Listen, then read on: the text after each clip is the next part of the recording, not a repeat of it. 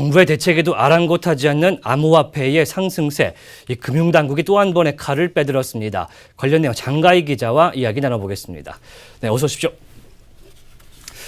일단 금융위원회가 또 한 번 칼을 싹 빼달았습니다. 어떻습니까? 네, 맞습니다. 예. 금융당국이 오늘부터 나흘간 국내 6개 은행 암호화폐 거래소 계좌들을 특별 검사합니다. 예. 금융위원회 산하 금융정보분석원 FIU하고요. 그리고 금융감독원이 함께 검사를 합니다. 대상은행은 암호화폐 거래소에 가상계좌를 제공한 우리은행과 국민은행, 그리고 신한은행, 농협, 기업은행, 그리고 산업은행을 포함해서 총 6곳입니다. 예. 이 같은 합동검사는 좀 이례적인데요. 당국에 따르면 이번 검사는 지금까지와는 다른 고강도 검사가 될 것이다, 이렇게 전했습니다. 6개 은행에 만들어진 거래소 관련 계좌는 지난달 기준 111개인데요. 이 거래소들은 투자자들이 개별적으로 암호화폐를 거래하도록 다시 계좌를 만듭니다. 이 계좌를 통해서 투자자들이 돈을 입금하거나 출금을 할 수 있게 됩니다. 이를 모두 합하면 수백만 개에 이른다고 합니다. 예치된 잔액만 약 2조 원 정도 됩니다. 예. 네, FIU하고 금융감독원에 따르면 이 은행들은 고위험 거래로 규정한 암호화폐 거래에 대해서 의심되는 거래는 없는지 40개 이상 항목을 점검해야 하는데요.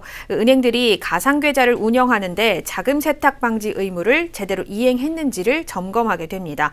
이 금융당국은 시스템이 허술한 거래소를 퇴출을 하고 궁극적으로 암호화폐 시장으로서의 자금 유입을 차단한다는 게 목표입니다. 이 암호화폐 거래소들이 일반 법인을 가장해서 은행 눈을 피해 개설되고 있는 경우가 많이 발생하고 있기 때문이죠. 일단 재미있는 것은 금융이라고 좀 정의를 내리지 않은 상황에서 금융당국이 개입을 하고 있는 것이 약간 의아한 모습이기도 한데, 일단 금융당국은 계속해서 이렇게 암호화폐 시장을 좀 냉각을 시키겠다, 이렇게 생각을 좀 하고 있는 것 같습니다. 지난달에도 좀 규제 방안 내놨었잖아요. 맞습니다. 예. 이 은행들은 지난해 말 정부 대책에 따라서 가상계좌 신규 발급, 또 기존 가상계좌 신규 회원 추가를 예. 차단을 했고요. 예. 또 기존 거래자는 실명으로 전환할 계획입니다. 이와 관련해서 최종구 금융위원장이 오늘 오후인가요? 암호화폐 관련해서 또 기자회견 가지기로 했는데 어떤 내용 나올 것 같습니까? 네, 이 최종구 위원장은 오늘 오후 정부 서울청사에서 이 가상통화 관련 은행권 현장 점검 배경 설명하고요. 그리고 투기 위험성 경고 브리핑을 가지게 브리핑이죠. 됩니다. 예. 네, 이번 금융당국이 은행 현장 점검을 하게 된 이 원인과 이 암호화폐로 돈을 못 벌면 바보라는 말까지 나오고 있는 이 투기 상황 근절을 위해서 이 당국의 입장을 전할 것으로 보입니다. 예. 하지만 여기서 추가 규제 방안은 내지 않는다고 합니다. 이 정부의 기존 견해를 재확인하고 가상화폐 투자자들에게 이 지속해서 경고 메시지를 주는 것이 기본 골자입니다.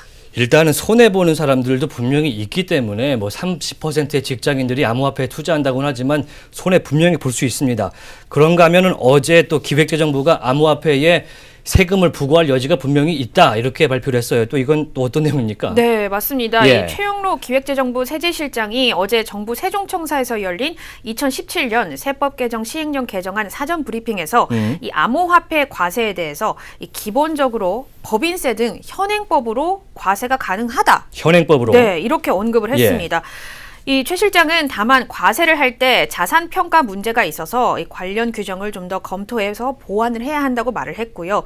또 과세를 위해서는 거래를 포착을 해야 되는데 이 세원을 포착할 방안을 함께 검토하고 있다, 이렇게 언급을 했습니다. 일단 통신 판매업 안에서 이루어지는 상품 거래이기 때문에 여기에 대해서 금융 거래로 포착을 해야 되는 여지를 찾아야 된다, 이런 얘기로 해석을 할 수 있을 것 같고, 일단 전 세계에서 지금 거래가 되고 있는 암호화폐의 시가총액이 3천억 달러, 우리 돈으로 851조가 넘는다, 이런 얘기가 있습니다. 애플의 시가총액 뛰어넘고 남겠죠? 네, 이 암호화폐 합산 시가총액이 8천억 달러를 훌쩍 넘어섰는데요. 네. 이 암호화폐 정보업체죠. 이 코인마켓캡에 따르면 어젯밤 10시경 이런 기록이 나왔습니다. 이 중 시가총액 1위 암호화폐 비트코인이 16,800달러를 넘어서면서 시가총액이 2,825억 달러를 기록했고요. 리플의 시가총액도 비트코인의 절반 수준에 다다랐습니다. 예. 이더리움과 비트코인 캐시가 또 뒤를 이었습니다. 이 암호화폐는 급등락을 보이긴 했지만 결국은 이 우상향하는 방향으로 계속 가고 있는데, 지난 4일 시가총액이 처음으로 7천억 달러를 넘어서더니 사흘 만에 8천억 달러를 돌파를 하게 된 겁니다. 현재 애플 시가총액이 8,985억 달러 정도 되는데 애플을 곧 추월할 수 있을 것으로 보입니다. 네, 참고로 애플은 세계에서 시가총액이 가장 많은 회사죠. 일단 이렇게 빠른 속도로 커지고 있는 암호화폐 시장, 뭐 가격과 열기 좀 끝나는가 했더니 꺾이는가 했더니 다시 오르고 있습니다.